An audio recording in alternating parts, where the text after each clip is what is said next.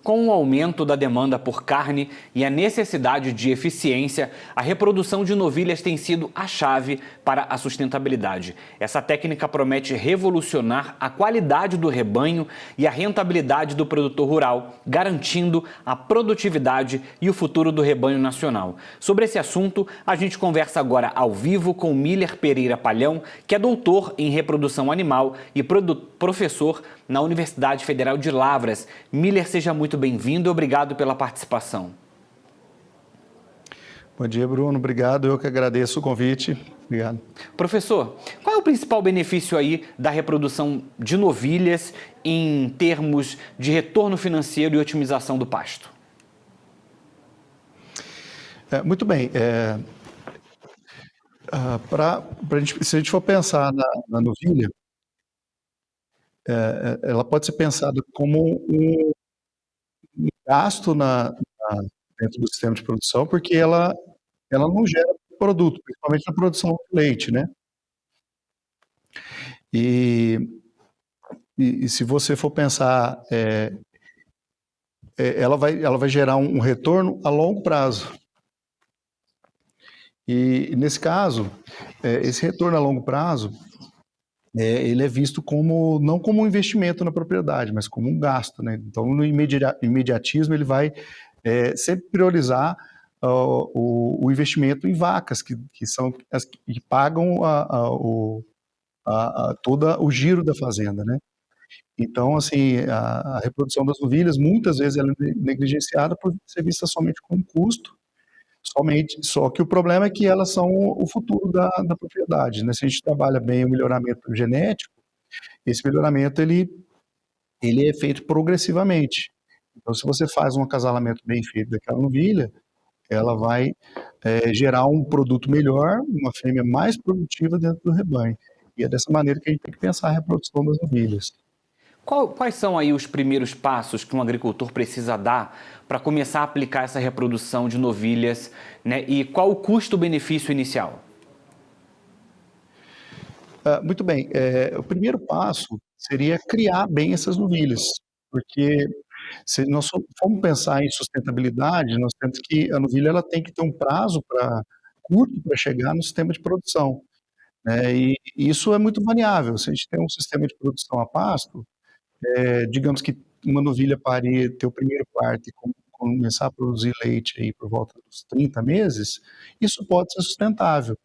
Mas quando a gente passa para um sistema semi-confinado, um confinamento, aí isso daí nós já temos que apertar a cinta, né? A gente já pode estar trabalhando com 26 a 24 meses para essa novilha ter o primeiro parto, para ela começar a entrar no sistema e dar o retorno. Então, pensando nisso, a criação da novilha é o principal ponto, porque a gente fala da puberdade, quando ela vai iniciar vai entrar na fase reprodutiva, ela é influenciada pela genética, é claro, mas pela nutrição dos animais. Então, a gente tem que pensar em imprimir uma taxa de ganho de peso para os animais desde pequenininho, para que ela chegue em determinado peso para iniciar a reprodução o mais cedo possível, é claro, adaptado ao sistema, né? Se é um sistema pasto, se é um sistema semi-confinado, se é um confinamento, né? E também temos que pensar na especialização, né? Hoje em dia nós falamos aí de Girolando, Gir, as raças mais especializadas na produção de leite, Jersey, o holandês, né? Então, quando a gente fala nessas raças mais especializadas, normalmente são animais que são mais precoces, que chegam mais cedo na reprodução. E nunca descartar a parte sanitária, né?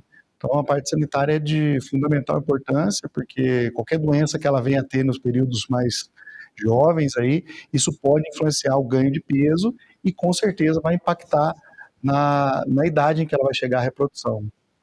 Professor, quando a gente olha para em termos de manejo, essa técnica exige um treinamento especial ou investimento em infraestrutura que o agricultor precisa planejar?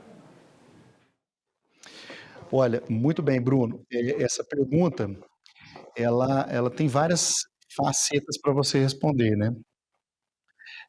A gente pode pensar simplesmente no monitoramento, que muitas vezes as fazendas elas nem monitoram as novilhas, né? Elas colocam a novilha lá a pasto e não tem um monitoramento de ganho de peso, até índices de doenças e tudo mais. Então, eu acho que para a gente começar a pensar a reprodução eficiente das novilhas e sustentável, nós temos que pensar em monitorar o crescimento delas, não só o ganho de peso, mas também a estatura é importante, porque não adianta nada ela chegar no peso que a gente diz como ideal, que seria em torno de 55 a 60% do peso adulto, né, seria a fase em que esses animais iniciam a reprodução.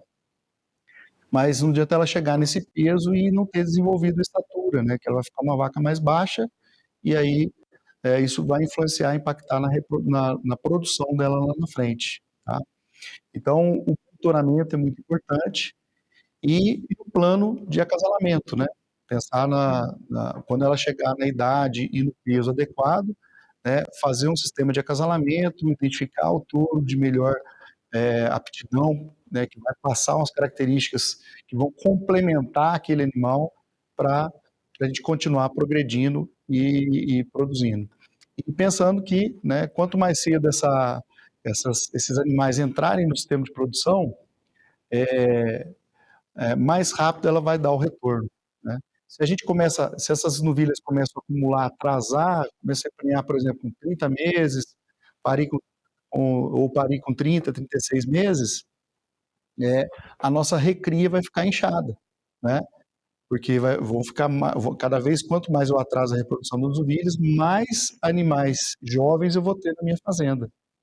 E digamos que a recria é o segundo maior custo dentro do sistema de produção de leite, né, perdendo somente para a nutrição. Gente, vou esperar o professor colocar lá. Quando a gente olha a longo prazo, professor, como é que essa reprodução de novilhas ela contribui aí para essa resiliência do rebanho frente ao que a gente está vivendo das mudanças climáticas e esse aumento da demanda no mercado por carne de qualidade? Sim, sim. Quando a gente vai para o lugar de corte, a ideia é semelhante, né? Quando você tem uma recria muito inchada, o seu rebanho ele é maior. Você vai ter um rebanho maior. Você tem as suas matrizes e a reprodução das novilhas é atrasada. Você também vai ter um número maior o seu rebanho vai ser maior, né? Então a gente a gente fala em taxa de desfrute, né? Então um rebanho que trabalha com a reprodução mais, digamos assim, mais precária, com índices ruins, com certeza esse rebanho vai ter uma taxa de desfrute menor. Quer dizer, a quantidade de animais que ele vai vender por ano em relação ao número total de animais que ele tem vai ser menor.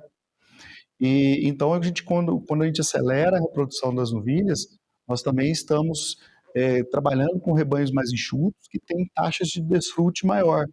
Então, consequentemente, nós conseguimos intensificar mais, nós conseguimos reduzir a área em que nós conseguimos colocar os animais, um rebanho mais produtivo e diminuindo a pegada de carbono, né? Então, acho que é muito importante a reprodução, ela tem essa capacidade de, né, trabalhar mais rapidamente os animais para que eles saiam, desempenhem mais rápido e tenha uma maior venda do rebanho, intensificando o sistema de produção, né? Então, temos que pensar temos que pensar nessa pegada de carbono que o rebanho pode deixar. Professor, para a gente encerrar, quando a gente fala aí nessa questão da reprodução de novilhas, né, que é uma chave para a questão da eficiência, especificamente da sustentabilidade, tem muito agricultor ainda que é muito cético e tem receio de adotar essas tecnologias nas fazendas, né? Queria que o senhor deixasse aí uma dica, deixasse uma orientação, né, de que forma, né, o agricultor ele, né, não precisa talvez ser cético, que caminho ele deve tomar para que essa reprodução de novilhas seja aí sim uma chave para a sustentabilidade, seja um negócio rentável e eficiente? Então, ele precisa enxergar. O recado que eu deixo é o seguinte: ele precisa trabalhar com números. Então, ele precisa entender a reprodução das novilhas para que ele tenha os números, os indicadores, né? A partir do momento que ele trabalha esses números e os indicadores, ele consegue entender que, por exemplo, ele está trabalhando com uma recria que a gente chama de uma recria inchada. ele está com os animais que estão se desenvolvendo mais lentamente, estão entrando mais lentamente na reprodução, mais tardiamente, perdão, e estão entrando no sistema de produção mais tardiamente e acaba inchando. E aí, se ele começa a entender, eu falo assim, não, mas se a recria é um custo para mim, eu não vou querer ter uma recria inchada para eu aumentar os meus gastos, né? Se eu entender, por exemplo, no rebanho de leite, que uma vaca que pare pela primeira vez aos 24 meses, ela já tem trabalhos mostrando que ela é mais produtiva e mais longeva do que uma vaca que vai parir com 28, 27 meses o primeiro parto dela. Sem contar o custo, né?